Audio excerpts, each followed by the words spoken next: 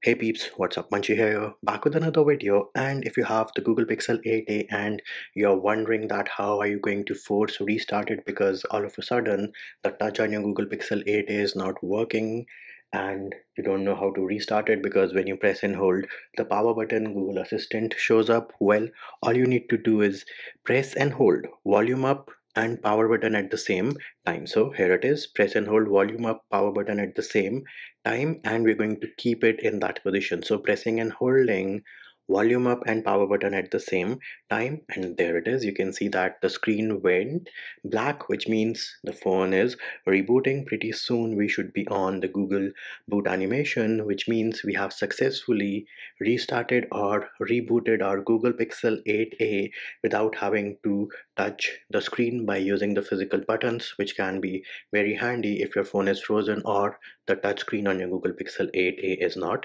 working.